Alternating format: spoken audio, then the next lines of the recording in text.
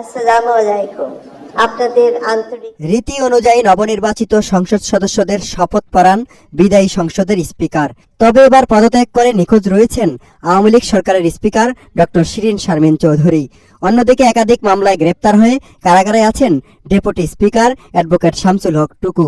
এ বাস্তবতায় ত্রয়োদশ জাতীয় সংসদের সদস্যদের শপথ পড়াবেন প্রধান নির্বাচন কমিশনার এএমএম নাসির উদ্দিন। সংসদ সচিব কানিজ মাওলার পরিচালনায় শপথ গ্রহণ অনুষ্ঠান শেষে ২১২ আসনে সংখ্যাগরিষ্ঠতা পাওয়া বিএনপি জোটের সংসদীয় বোর্ডের সভা অনুষ্ঠিত হবে। সেখানে নির্বাচিত হবেন সংসদ নেতা। পরে প্রধানমন্ত্রী পদে নিয়োগ দিতে রাষ্ট্রপতিকে অনুরোধ জানানো হবে। রাষ্ট্রপতি প্রধানমন্ত্রীর নিয়োগ চূড়ান্ত করার পরেই নবনির্বাচিত প্রধানমন্ত্রী তার মন্ত্রিসভার মন্ত্রী, প্রতিমন্ত্রী ও উপমন্ত্রীদের নিয়োগ দেবেন। মন্ত্রিসভার মোট সদস্যদের প্রতি 10 জনে একজনকে টেকনোক্রেট মন্ত্রী করা যাবে।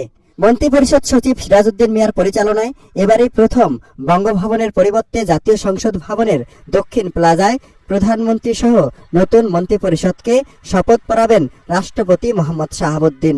পরে দপ্তর বন্টন করে প্রজ্ঞাপন জারি করবে মন্ত্রিপরিষদ বিভাগ। নতুন মন্ত্রিপরিষদ শপথ নেওয়া মাত্র বিলুপ্ত হয়ে যাবে অন্তর্বর্তী সরকার। নতুন মন্ত্রীদের জন্য এরই মধ্যে ৪৫টি গাড়ি প্রস্তুত রেখেছে মন্ত্রিপরিষদ বিভাগ। প্রস্তুত মিন্টো রোড, ভ্যালি রোড ও হেয়ার রোডের সরকারি বাসভবনগুলো। সংসদ সদস্যদের বসবাসের জন্য নিম ভবনে চলছে পয় পরিষ্কার ও